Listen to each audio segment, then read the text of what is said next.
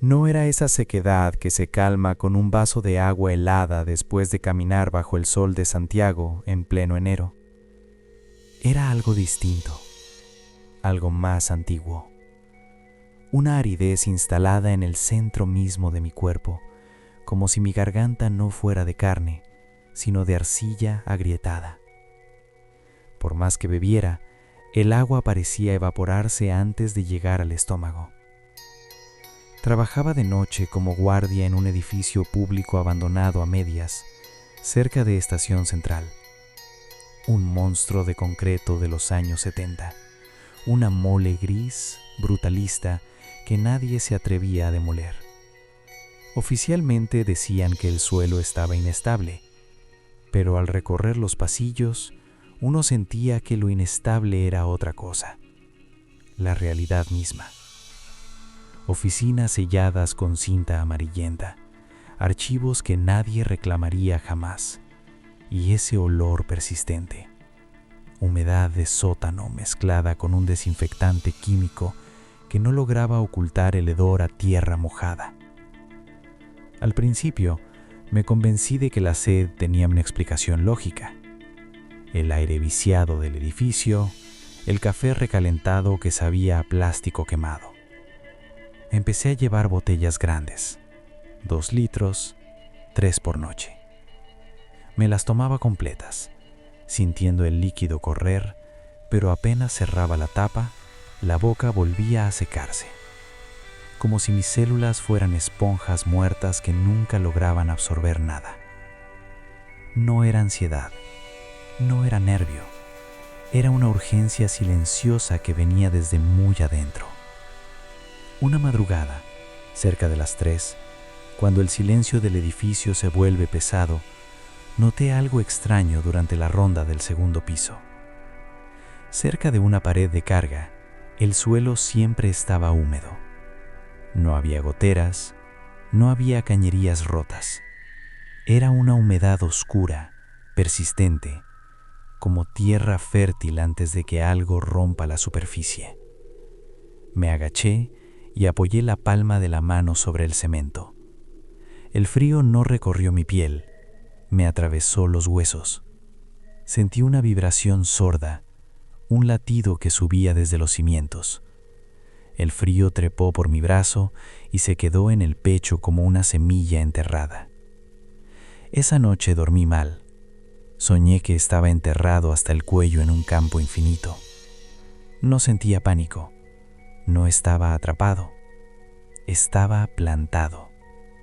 Algo tiraba de mis pies hacia abajo con una paciencia infinita, una fuerza que no conocía el tiempo. Desperté con la lengua pastosa y un sabor metálico, como si hubiera masticado clavos oxidados. La segunda señal fue la piel. Apareció primero en los antebrazos. Zonas ásperas, irregulares, como si el cuero se estuviera endureciendo desde dentro. Probé cremas, aceites, ungüentos caros. Nada funcionó. Al día siguiente, el color había cambiado. No era morado ni negro. Era un verde apagado, profundo. El color de las hojas que se pudren en el fondo de un pantano. Fui al consultorio. El médico apenas me miró. Dijo dermatitis por contacto. Escribió una receta y me despachó en 5 minutos. No le hablé de la sed. Sentía que si lo hacía, mis palabras saldrían secas, frágiles, como hojas muertas. Las noches en el edificio se volvieron más densas. Empecé a notar que las grietas de las paredes no eran aleatorias. Se ramificaban con una lógica orgánica, avanzando hacia las luces de emergencia. Las manchas de humedad ya no escurrían hacia abajo, se expandían hacia los lados, estirándose como dedos oscuros. En el subsuelo, donde estaban los archivos, el aire era distinto.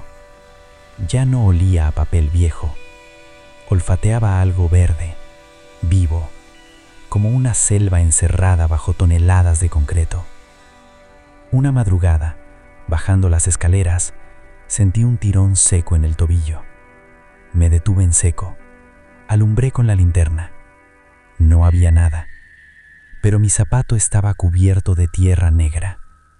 Tierra real, tierra fértil, tierra que no debería existir ahí abajo. La tercera señal fue el dolor. No fue un dolor agudo, fue lento, expansivo. Aparecía cuando me quedaba quieto demasiado tiempo, como si mi cuerpo rechazara la inmovilidad, o peor aún, como si solo pudiera transformarse cuando dejaba de moverme. Al final del turno, los pies me ardían. Al llegar a casa y quitarme los calcetines, vi las grietas. Fisuras profundas en las plantas de los pies. No sangraban. De ellas salía un líquido transparente, espeso, que olía exactamente igual que el subsuelo del edificio. Empecé a regarme. Sí, suena absurdo, pero una mañana, frente al espejo, me descubrí dejando caer agua directamente sobre mis pies y sintiendo alivio. Un alivio profundo, casi placentero. Ese mismo día, noté que el ficus del living, una planta que llevaba meses muriendo, estaba distinto, más erguido, más verde. La tierra de la maceta estaba empapada. Yo no recordaba haberla regado, pero tenía restos de lodo bajo las uñas. Al lavarme los pies, vi algo asomando desde una de las grietas del talón. Un filamento blanco, delgado como un cabello. Se movía. Cuando intenté tocarlo, se retrajo dentro de mi carne. Ya no volví al médico. Sabía que no era una enfermedad, era un retorno. En mi última noche de turno, bajé al subsuelo sin linterna. Ya no la necesitaba. Sentía el edificio. Detrás de una estantería caída, encontré la pared.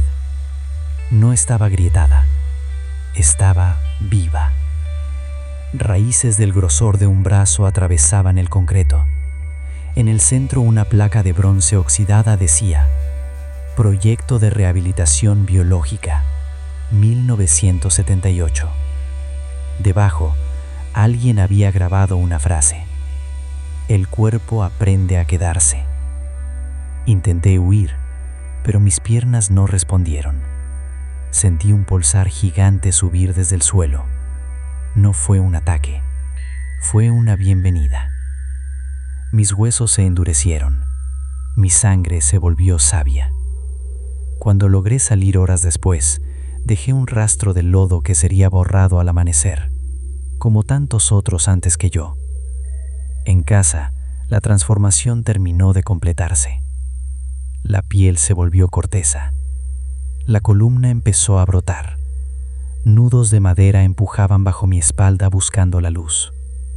Dejé de comer. Dejé de dormir. Solo necesitaba el sol. Un viernes, mis pies rompieron el piso flotante. Las raíces buscaron la tierra bajo el edificio. No hubo dolor, solo fijación. Llamé a mi hermana. Mi voz ya no era humana. Ella gritó. Yo no pude moverme. El ficus se enredó en mi pierna. La sed desapareció. Entonces entendí.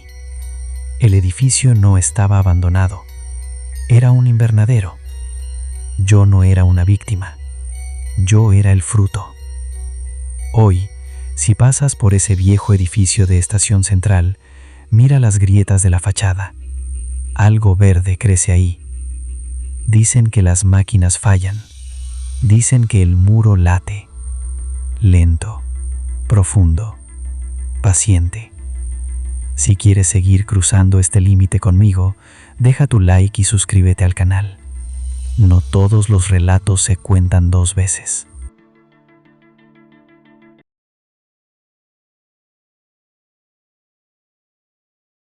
El hombre que cayó del balcón. El ciclo del vacío. La primera vez que lo vi caer eran las 3:17 de la madrugada. No lo supe por mirar el reloj de la mesa de noche, ni por el resplandor del celular. Lo supe porque el sonido fue exacto. una frecuencia seca que se clavó en mi nuca antes de que mi mente pudiera entender lo que estaba viendo. Fue un golpe contra el aire, no contra el suelo, contra el aire mismo. Ese instante en que algo pesado se desprende y el mundo parece contener la respiración, como si incluso la gravedad dudara antes de cumplir su trabajo. Vivo en un departamento antiguo, en un cuarto piso de un edificio de los años 60, en pleno centro de Santiago. Techos altos, balcones angostos de fierro oxidado que rechinan con el viento, muros gruesos que guardan el calor del día incluso en invierno, como si el concreto tuviera memoria. A esa hora, la ciudad no duerme, finge hacerlo. Micros lejanas, un semáforo que cambia para nadie y algún grito aislado que se pierde sin testigos. Estaba despierto, sentado en el sillón, atrapado en esa duermevela donde los pensamientos se vuelven borrosos. Entonces vi la sombra pasar frente a mi ventana. Un cuerpo. No fue un salto, no fue un tropiezo, fue una caída limpia, vertical, precisa, como si alguien hubiera soltado una figura de plomo desde lo más alto. En ese segundo imposible, vi detalles que no deberían existir. Brazos abiertos en una entrega absoluta, una cabeza ladeada con una calma inquietante, y el reflejo pálido de una camisa clara bajo la luz naranja del poste. Me levanté de golpe, el corazón golpeándome las costillas. Corrí al balcón y me asomé, con las manos apretadas contra la baranda helada, esperando el impacto final. Pero no había nada, ni cuerpo, ni sangre, ni gente. Solo la vereda vacía, bañada por esa luz que vuelve todo irreal. Una bolsa de basura inflándose con el viento, como un pulmón negro olvidado. El portón del edificio cerrado, intacto. Me quedé ahí demasiado tiempo. Cuando volví adentro, el silencio del departamento ya no era liviano, tenía peso. La segunda vez ocurrió 2 noches después. El aire estaba cargado, espeso. Esta vez no fue una sombra. Lo vi antes de caer. Un hombre apoyado en el balcón del 6º piso, 2 niveles sobre el mío. No distinguí bien su rostro, pero su postura me resultó familiar.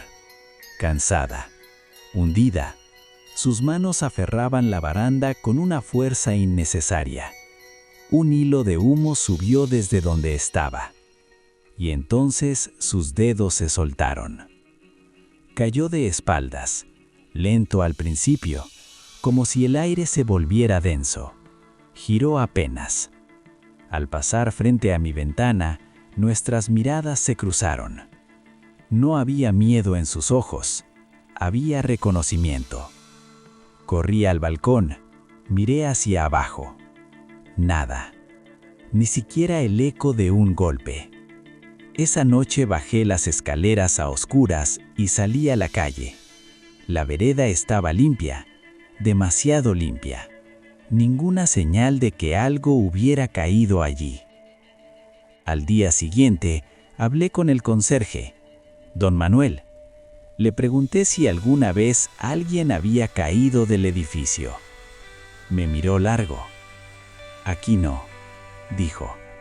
En este edificio la gente solo se va por la puerta. Al subir, miré hacia el 6º piso. Había una silla de plástico blanca, vieja, colocada frente a la baranda, mirando al vacío. La tercera vez ocurrió de día. Domingo, cerca del mediodía. El sol caía sin piedad. El edificio parecía normal, casi amable. Escuché gritos desde la calle. Me asomé. Un hombre estaba cayendo. Otra vez. Esta vez de frente, con los ojos abiertos. Su cuerpo cruzó el aire mientras los vecinos gritaban, algunos grabando, otros sin entender. Miré al suelo antes del impacto. Silencio. No había nadie, pero ahora no estaba solo. Había personas en la calle, mirando el mismo punto vacío. Una mujer lloraba. Un niño preguntaba dónde había caído el señor. Esa noche alguien tocó mi puerta. Era una vecina del 5º piso. «¿Usted también lo ve?», dijo, sin preguntarme. Me contó que llevaba semanas ocurriendo. Siempre el mismo hombre, siempre cayendo. Solo algunos podían verlo. Antes de irse, agregó algo más. Hoy, cuando cayó, gritó un nombre. Esa noche encendí la radio. No quería silencio. A las 3:17 exactas, la radio se apagó en estática. Me levanté sin pensar y fui al balcón. El hombre estaba ahí, en mi balcón, de espaldas, apoyado en la baranda, como si siempre hubiera sido suyo. «Cuesta soltarse», dijo. «Uno cree que ya terminó, pero siempre queda algo arriba». Sentía el edificio respirar. Después solo repites, hasta que aprendes a disfrutar el viento. Subió a la baranda. «¿Cuántas veces?», alcancé a decir. Se giró. Tenía mi cara y se dejó caer. Me asomé y por primera vez alguien estaba allí. Era yo, de pie en la vereda, mirando hacia arriba, esperando. Entendí entonces que no había visto una caída, había visto un ciclo, y apenas estaba comenzando. Si quieres seguir cruzando este límite conmigo, deja tu like y suscríbete al canal. No todos los relatos se cuentan 2 veces.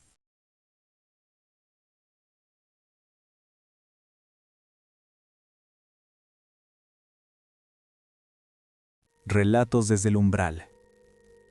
Los habitantes bajos. Nadie le advirtió nada sobre el departamento, y eso fue lo que más la tranquilizó en su momento.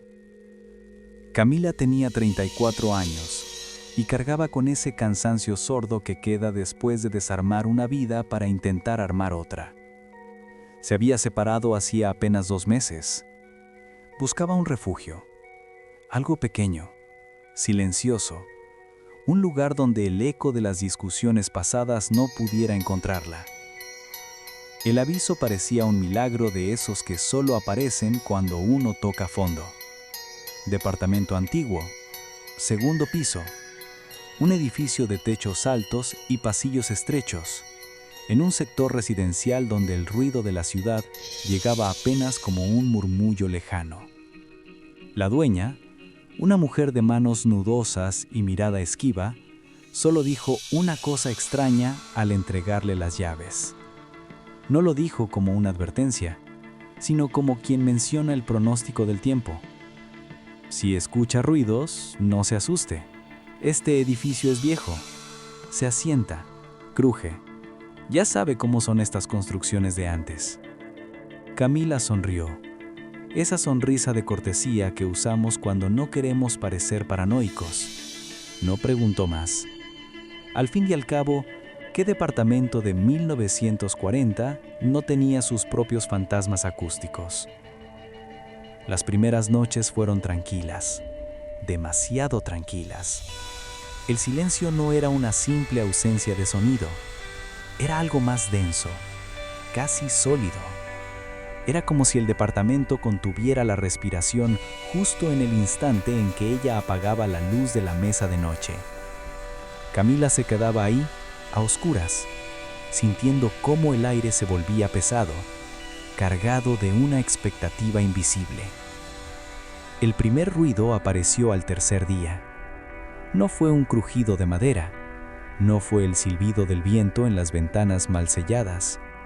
Fue un golpe seco, corto, un impacto que venía de las entrañas mismas de la estructura, justo debajo del piso de su dormitorio. Camila se incorporó en la cama. Sus ojos intentaron perforar la penumbra. «Cañerías», susurró para sí misma. «Siempre son las cañerías». Pero el sonido se repitió. Una vez, 2 veces, 3 veces. Espaciado, rítmico, deliberadamente intencional. Toc, toc, toc. No venía de las paredes laterales, no venía de los departamentos vecinos, venía de abajo, de ese espacio ciego entre su piso flotante y el techo del primer piso. Al día siguiente, la lógica empezó a deshilacharse. Camila encontró una de sus llaves, la del buzón, fuera del llavero. Estaba apoyada en el suelo del pasillo, exactamente en el centro, como si alguien la hubiera colocado ahí para que fuera vista. Juró haberla dejado sobre la mesa de la entrada, junto a su bolso. Se frotó las sienes y se convenció de que el estrés de la mudanza le estaba jugando pasadas. Pero las semanas pasaron, y los detalles empezaron a acumularse, como el polvo en los rincones donde la escoba no llega. Eran cosas mínimas, insignificantes de forma aislada, asfixiantes en conjunto. Objetos pequeños que cambiaban de lugar solo unos centímetros. Calcetines que aparecían enrollados con una precisión quirúrgica dentro de sus zapatos. La tapa del frasco de café, que ella siempre apretaba con fuerza, amanecía apenas apoyada, mal cerrada, como si manos diminutas hubieran curioseado en su interior. Nada era grave, nada era denunciable. No podía llamar a la policía para decir que sus cucharas de té estaban alineadas por tamaño, pero se sentía invasivo. Una noche, mientras trabajaba hasta tarde frente al monitor, el silencio fue interrumpido por algo distinto. No fue un golpe, no fue un crujido, fue un arrastre. Algo pequeño se movía bajo el piso flotante. No era el correteo errático de un ratón, era un movimiento lineal, pesado para su tamaño. Seguía una trayectoria exacta desde la puerta del living hasta detenerse justo debajo de su silla. Camila dejó de teclear. El corazón le golpeaba contra las costillas con una fuerza dolorosa. Se quedó inmóvil, conteniendo el aire. Esperó. Un minuto eterno. Entonces, el arrastre volvió. Esta vez en sentido contrario. Lento, pausado. Como si lo que fuera que estuviera allá abajo hubiera entendido perfectamente que ella se había dado cuenta de su presencia. Al día siguiente, la curiosidad pudo más que el miedo. Bajó al primer piso. Necesitaba saber si el departamento de abajo estaba vacío o si el vecino sufría de insomnio y tenía pasatiempos extraños. Tocó la puerta del 1B. Le abrió una mujer mayor, de piel translúcida, y ojos que parecían haberlo visto todo. Antes de que Camila pudiera terminar su explicación, la mujer la interrumpió con una pregunta que le heló el celo. ¿Ya empezaron? Un frío seco se instaló en el estómago de Camila. ¿Empezaron qué?, preguntó con la voz quebrada. La mujer dudó. Miró hacia ambos lados del pasillo. Bajó la voz hasta convertirla en un susurro raspado. Las cosas chicas, las que no hacen daño si no se les molesta. Tienen curiosidad, eso es todo. Les gusta el orden, a su manera. Camila soltó una risa nerviosa. Ratones, deben ser ratones en el entrepiso, ¿no? La vecina negó lentamente, con una compasión que resultó aterradora. No, hija, los ratones no ordenan las llaves. Los ratones no te devuelven lo que pierdes. Esa noche, Camila no pudo dormir. Se sentó en la cama y buscó en internet. Evitó la palabra duendes. Se sentía ridícula. Buscó ruidos estructurales, plagas silenciosas, geometría de edificios antiguos.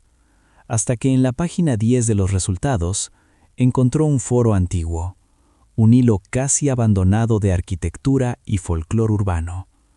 Hablaba de los habitantes bajos, presencias asociadas no a bosques ni cuevas, sino a los espacios muertos de las ciudades.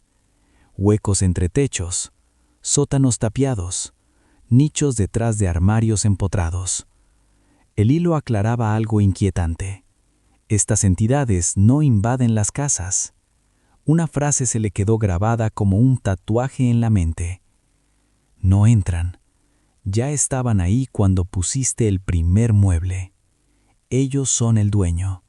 Tú eres el huésped. Esa madrugada, la teoría se volvió realidad. Camila despertó por un sonido suave, agudo, casi infantil, una risa contenida. Venía del living. Se quedó paralizada bajo las sábanas. Escuchó pasos diminutos, irregulares. Clac, clac, arrastre, clac, como uñas o garras cortas sobre la madera.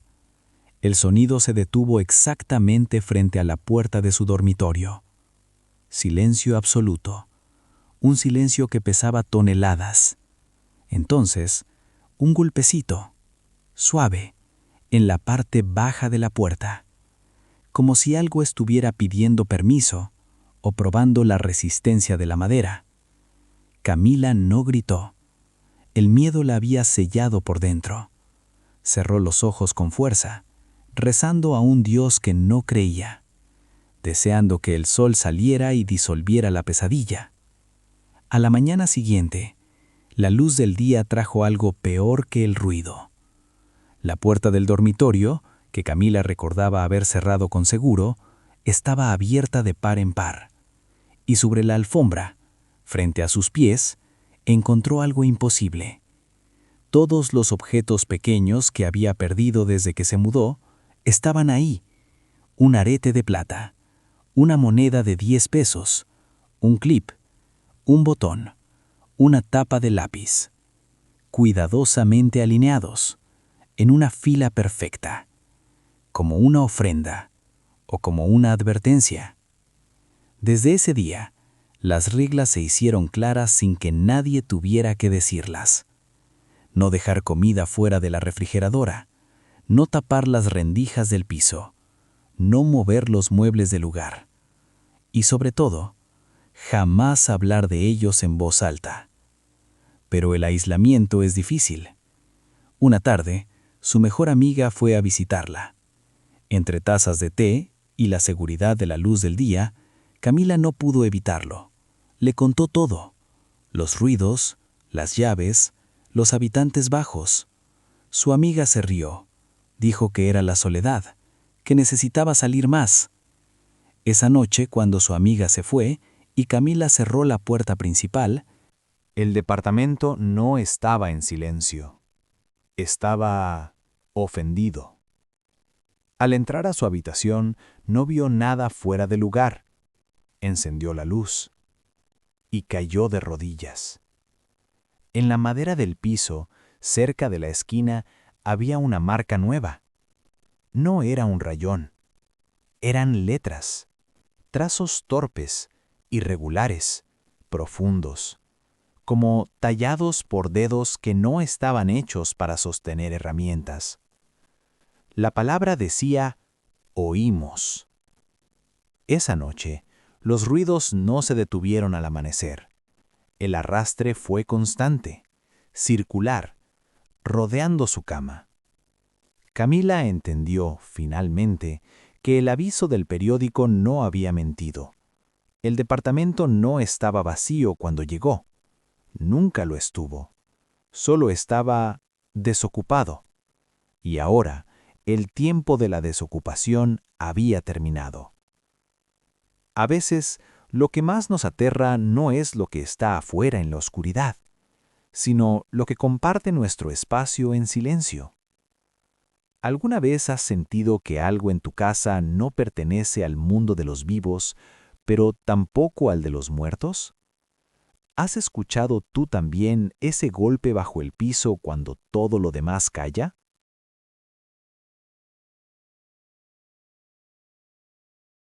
El riachuelo que aprendió mi nombre. El riachuelo no aparecía en los mapas, no figuraba en las coordenadas satelitales de Google, no tenía nombre en los catastros municipales, no había señalética oxidada marcando su presencia. Para la burocracia y la cartografía, ese lugar simplemente no existía.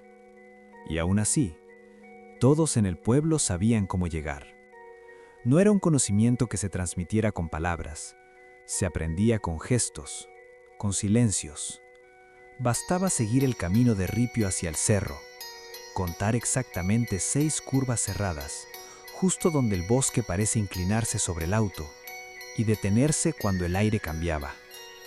No era un frío normal, no era climático, era un escalofrío esencial, uno que te erizaba la nuca incluso en pleno enero.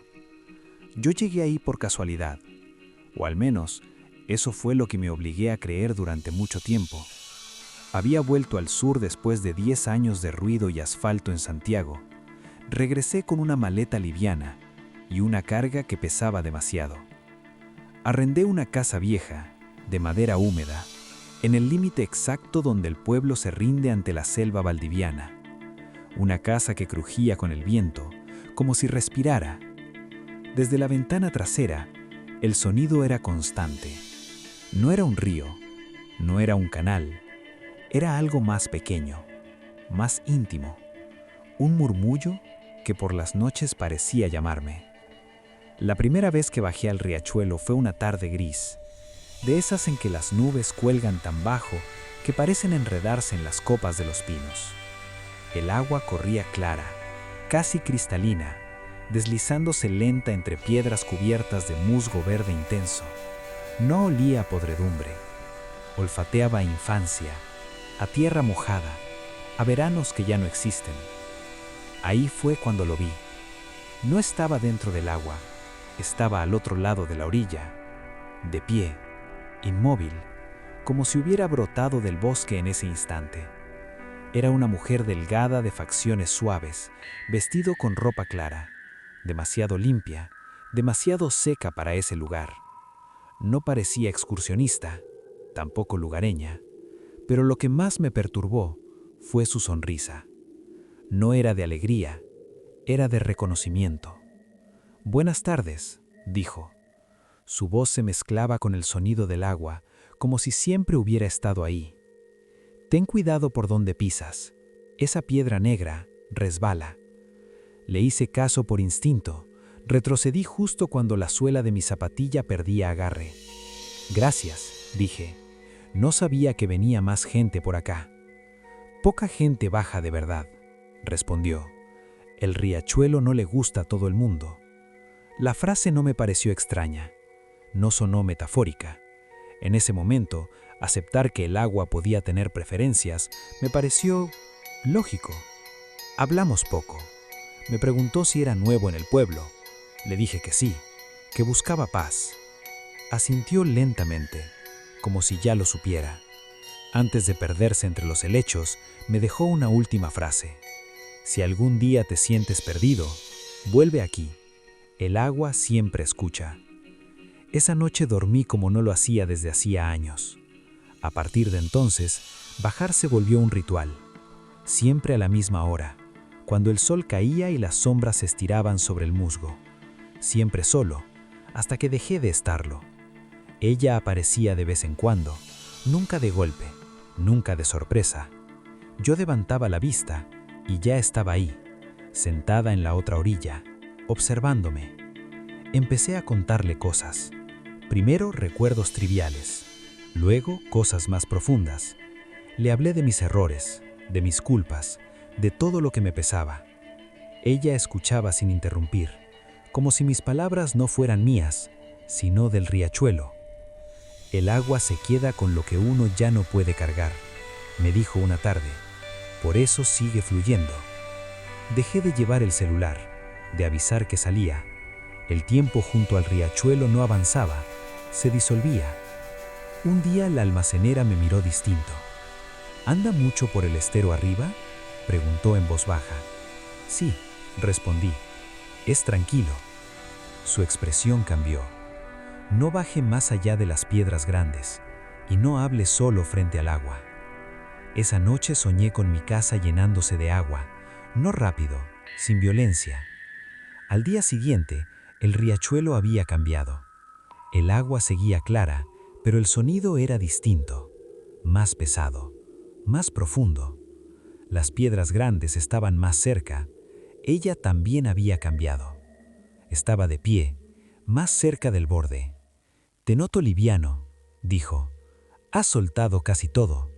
«Me siento mejor», respondí. «Claro, el riachuelo ya te reconoce». Esa palabra me heló. Esa madrugada desperté empapado de sudor. Escuché mi nombre, no como una voz humana, como un murmullo húmedo. Al día siguiente, bajé por última vez. Sus pies tocaban el agua, pero no se mojaban. La corriente la rodeaba. «¿Y nunca cruzas?», pregunté. «No es necesario. El agua viene a mí». Y entonces lo vi bien. Sus ojos no tenían pupilas. Eran solo reflejos. A veces el riachuelo pide un pago por escuchar tanto. ¿Qué pago? Tu presencia, tu nombre, todo lo que te queda. El agua empezó a subir, lenta, implacable. «¿Qué eres?», grité. «Soy lo que queda cuando alguien se queda sin nombre». Corrí. El sonido me siguió. Cada piedra pronunciaba mi nombre. No volví a bajar. Me mudé muy lejos del agua. Pero a veces, de noche, escucho un murmullo bajo mi cama. Y sé que todavía me recuerda. Si quieres seguir cruzando este límite conmigo, deja tu like y suscríbete al canal. No todos los relatos se cuentan dos veces.